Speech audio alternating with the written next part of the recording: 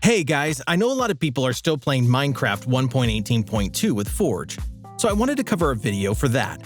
This video is going to cover mods released throughout July and August, and while there were so many releases, I've just picked some I like the look of. You can find the link to download these mods in the description below.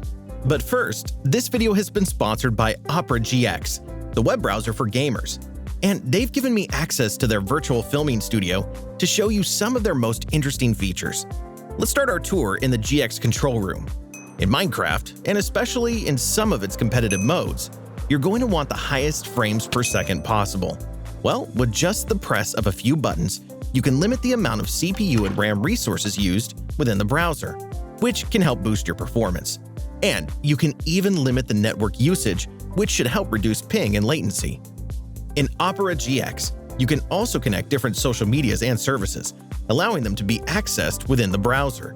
You can see which of your favorite streamers are online, browse through Instagram or Twitter, and even connect Discord, so it's really great for multitasking. There's lots of other features, like being able to listen to the likes of Spotify, YouTube Music, and Apple Music, or even all at once. And there's the GX Cleaner, which can clear up all your junk files to help further boost performance. So come and try Opera GX. You can find the link to download it for free in the description below. Ads are off for the rest of the video.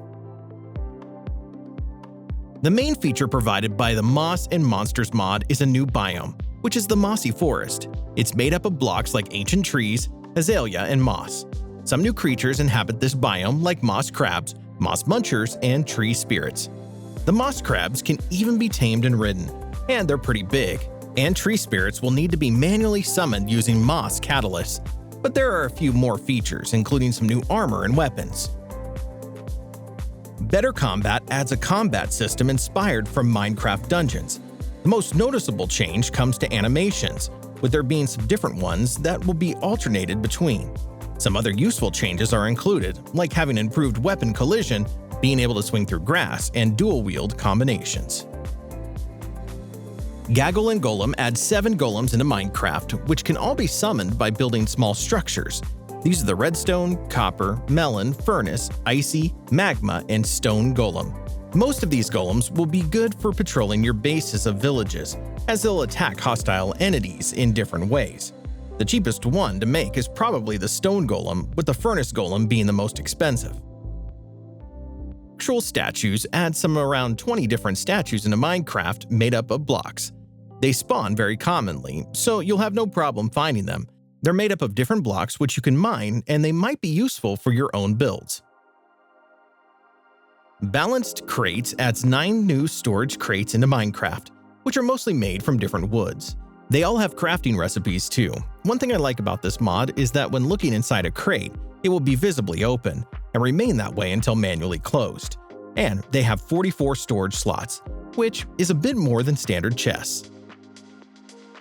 Nock Enough Arrows expands on archery in Minecraft and adds 23 new arrows which can all be crafted inside the fletching table. There's a few interesting ones like the hookshot arrows, which leashes hid entities. Teleportation arrows will teleport the player wherever it lands. Repulsive arrows will cause nearby entities to run away, which might be useful during the night.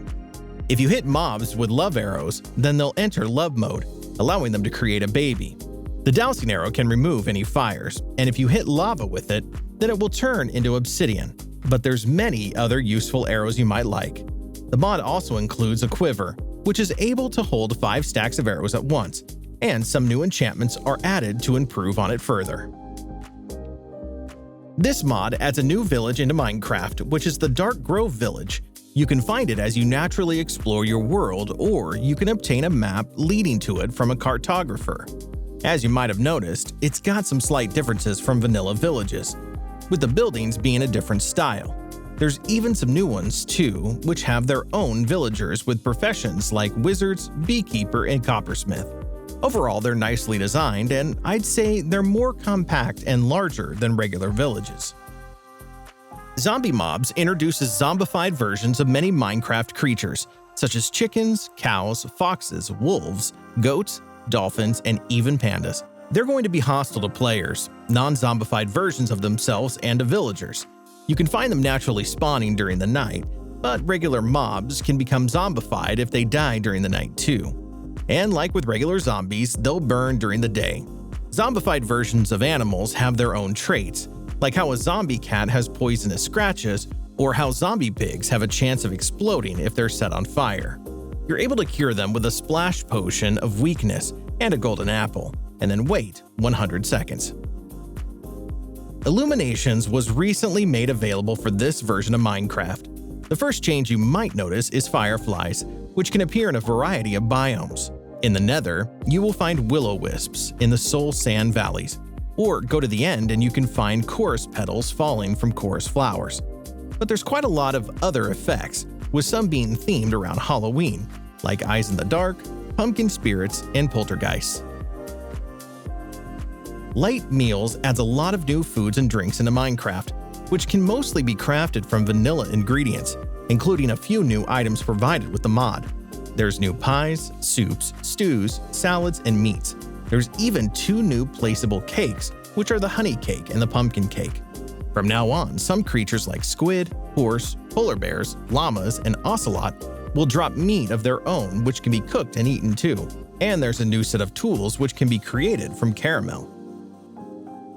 Video Player will allow you to play videos in the Minecraft window. Currently, it does not have support for YouTube, and it takes up the entire game window. You can play videos by using a command, and you can stop playing them by sneaking and pressing escape. Spook adds a single creature, and it's called the Eye Ghost. They have a chance of spawning each time an undead mob is killed, but they can naturally be found in the soul sand valleys and nether wastes. They're hostile and will attack on sight with both melee and ranged attacks, the latter of which can blind players. Eye Ghosts can even teleport around and remove torches. To get started with this mod, craft a portal gate from 4 amethyst shards, 4 deep slate, and a lodestone. When you place this block down, a small portal gate structure will be built. You'll want to build at least 2 of these in different locations throughout your world, or even dimensions. You'll also want a rune stone, which requires an amethyst shard and 2 deep slate. So what we have is a teleportation mod, and I've really simplified it here. There's some more features like recoloring of portals, setting delays, or allowing creatures to teleport as well. I'm not sure why you would want a mod like this, but Dog Yeeter allows you to turn your wolves into lethal weapons. To start, craft a yeet rope from a slime ball in a lead. When you pick your wolf up, it will become a launchable weapon, and it deals quite a lot of damage too. Your wolf will be fine for the most part. Mobs and Growth Origins adds 2 new biomes into Minecraft, which are the Spice Woods and the Nut Woods. In the Spice Woods, you can find the likes of spicewood trees, coffee beans, and pomegranates.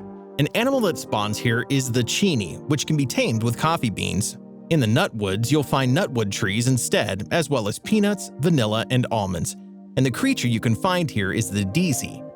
The mod also includes lots of new wood types to match the new trees, as well as coffee and peanut butter among a few other items.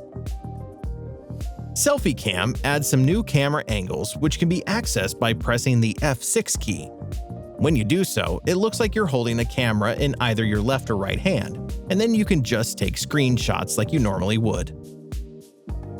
I like the Villager Sell Animals mod. With it installed, you'll be able to obtain baby versions of chickens, pigs, cows, sheep, wolves, foxes, horses, cats, goats, and rabbits. They come in crates and can be obtained from different villagers, and it's definitely going to help out when it comes to farming. Simply Swords doesn't just add swords, but a whole variety of weapons. Included with the mod is glaives, battle axes, chakrams, katanas, and a few others which all have different tiers. Some weapons have magic and unique variants too, and some have recipes while others can be found in chests. Though a great feature is that this mod is designed to work alongside the Better Combat mod, which I previously mentioned. That's the end of this list. I might do another one of these in the future. I've got more content coming out soon, including resource packs, data packs, and some theme videos, so stick around for those.